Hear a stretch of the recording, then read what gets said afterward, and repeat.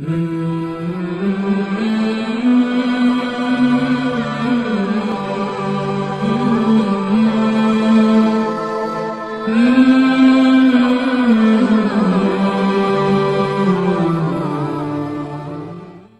الشیطان الرجیم بسم اللہ الرحمن الرحیم۔ سورۃ البقرہ کی شروع کی 20 آیات میں اللہ رب العزت نے اپنے بندوں کی دعا کہ ہم کو سیدھے راستے پر چلا اور گمراہ اور اللہ تعالیٰ کے غصے زدہ لوگوں کے راستے سے بچا، اس دعا کو قبول فرمایا ہے۔ چنانچہ شروع کی 5 آیات میں ان لوگوں کا تذکرہ ہے کہ جن پر اللہ کا انعام ہوا اور جو سیدھے راستے پر ہیں، تو بتا دیا کہ یہ لوگ اور ان صفات والے لوگ سیدھے راستے پر ہیں، اللہ کے انعام ان پر ہوئے ہیں، ان کے ساتھ اپنے آپ کو جوڑنے کی کوشش کرو۔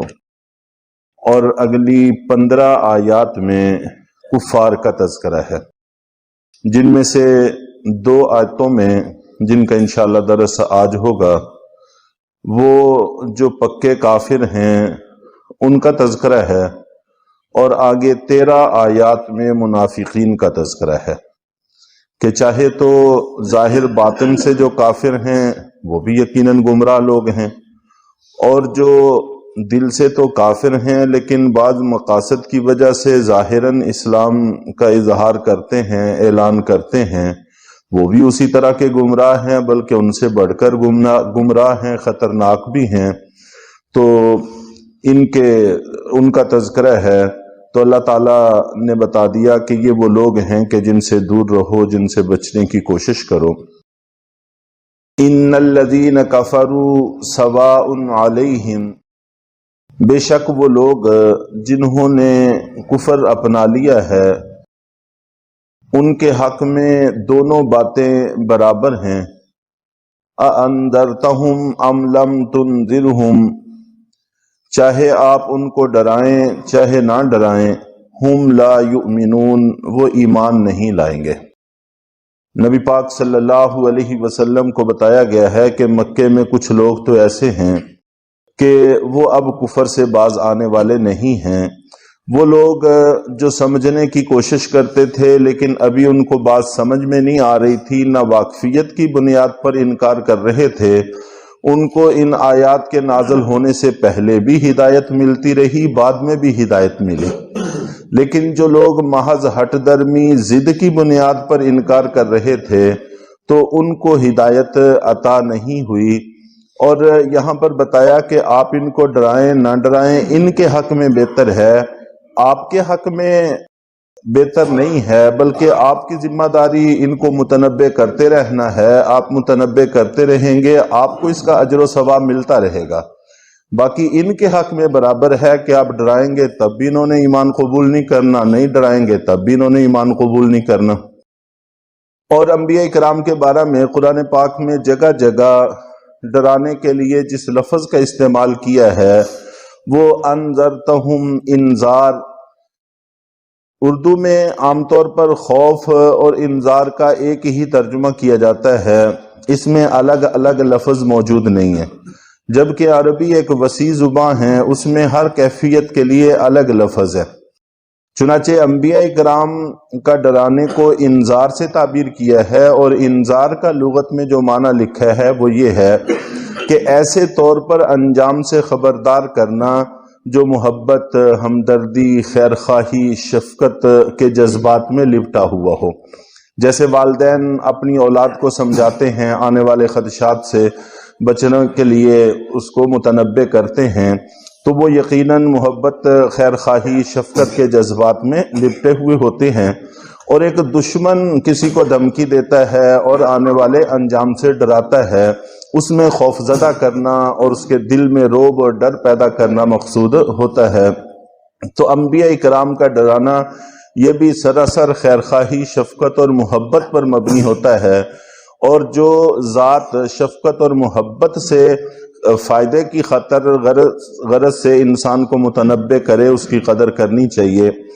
تو بہرحال یہ کافر لوگ ہیں، ان میں سے کچھ ایسے ہیں، ابو جہل ہے اور اس طرح کے کئی سارے ہیں، یہ ایمان نہیں لائیں گے، چنانچہ وہ لوگ بعد میں ایمان نہیں لائے۔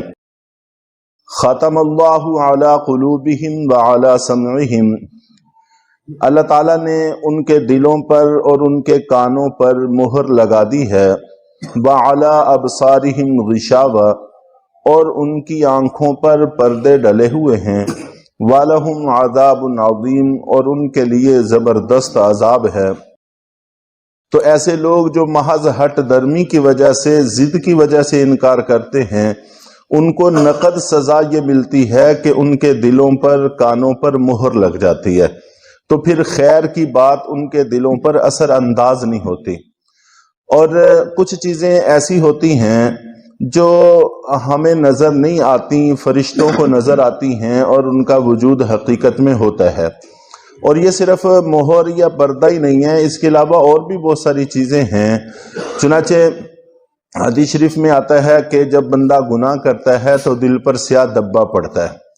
وہ سیاہ دبا ہمیں نظر نہیں آتا، ہم اگر کسی کا دل نکال کے بھی دیکھیں تو وہ سیاہ دبا ہمیں نظر نہیں آئے گا، لیکن اللہ اور اللہ کے رسول فرما رہے ہیں کہ ہوتا ہے۔ چنانچہ اللہ کو بھی نظر آتا ہے، اللہ کے فرشتوں کو بھی نظر آتا ہے۔ تو کفار ایسے لوگوں کو، فرشتے ایسے کفار کو دیکھتے تھے کہ جن کے کانوں پر اور آنکھوں پر اور دل پر مہر اور پردے ہیں، ان پر لعنت کرتے تھے، اور جن کو دیکھتے تھے کہ ایسا نہیں ہے ان کی خیر خواہی کی فکر کرتے تھے۔ اور اسی طرح نبی پاک صلی اللہ علیہ وسلم کا یہ بھی فرمان ہے کہ جب بندہ جھوٹ بولتا ہے تو اس کے منہ سے ایسی بدبو آتی ہے کہ فرشتے 1 میل تک اس سے دور بھاگ جاتے ہیں۔ جتنے بھی حفاظت کے فرشتے ہیں اللہ تعالیٰ نے انسان کے ساتھ لگائے ہوئے ہیں، رحمت کے فرشتے ہیں، دل میں خیر بات، حق بات ڈالنے کے فرشتے ہیں، کرامن کاتبین، ان کی تو مجبوری ہے، وہ تو نہیں جا سکتے، وہ تو اس مصیبت سے، پریشانی سے گزرتے ہیں۔ اب یہ بدبو ایسی ہے کہ ہم میں سے کوئی بھی اس کو محسوس نہیں کرتا، اور ہمیں وہ بدبو نہیں آتی، لیکن وہ حقیقت میں ہوتی ہے اور فرشتے اس کو محسوس کرتے ہیں۔ اور کبھی کبھی اللہ تعالیٰ دنیا میں اس سے پردہ اٹھا بھی دیتے ہیں۔ چنانچہ حدیث شریف میں آتا ہے کہ ایک دفعہ اللہ کے نبی صلی اللہ علیہ وسلم سفر فرما رہے تھے، تو آپ کے ساتھ کچھ صحابہ کرام بھی تھے، تو راستے میں سخت بدبو محسوس ہوئی۔ تو اللہ کے رسول صلی اللہ علیہ وسلم نے صحابہ سے پوچھا کہ تمہیں پتہ ہے کہ یہ کس چیز کی بدبو ہے؟ انہوں نے کہا کہ اللہ اور اللہ کے رسول ہی بہتر جانتے ہیں۔ آپ نے فرمایا کہ یہ غیبت کرنے والوں کے منہ کی بدبو ہے۔ چنانچہ بسا اوقات اللہ تعالیٰ اس سے پردہ اٹھا بھی دیتے ہیں۔ اسی طرح ایک وہ مشہور حدیث کہ 2 خواتین کو روزہ لگ رہا تھا اور شدید روزہ لگا کہ ان کی جان نکلنے کے قریب ہو گئی، تو ایسے میں اللہ کے نبی صلی اللہ علیہ وسلم کو اطلاع دی گئی، تو آپ نے فرمایا کہ انہوں نے غیبت کی ہے، اور غیبت کرنے والا اپنے مردہ بھائی کا گوشت کھانے کے مترادف ہے، اور اس کا مشاہدہ بھی کروایا گیا۔ تو بہرحال مقصد یہ ہے کہ یہ غیب کی باتیں ہیں جو حقیقت میں ہوتی ہیں، لیکن اللہ تعالیٰ نے بعض مصلحتوں کی وجہ سے ہماری نظروں سے ان کو اوجھل رکھا ہوا ہوتا ہے۔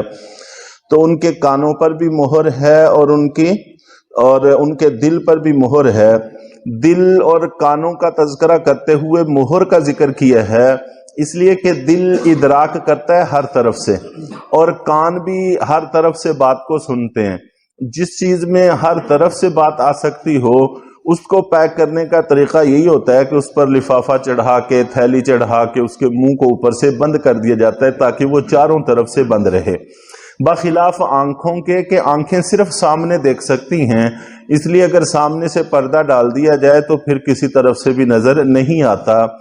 تو دل پر بھی مہر، کانوں پر بھی مہر اور آنکھوں پر پردہ، وَلَهُمْ عَذَابٌ عَظِيمٌ، اور سخت عذاب اور زبردست عذاب کی دھمکی بھی ہے۔ تو اللہ رب العزت ہم سب کو خیر کے کاموں پر لگنے کی توفیق عطا فرمائے، اور ایسے کاموں پر کہ جس سے حق تسلیم کرنے کی توفیق چھن جائے، ایسے کاموں سے بچنے کی توفیق عطا فرمائے۔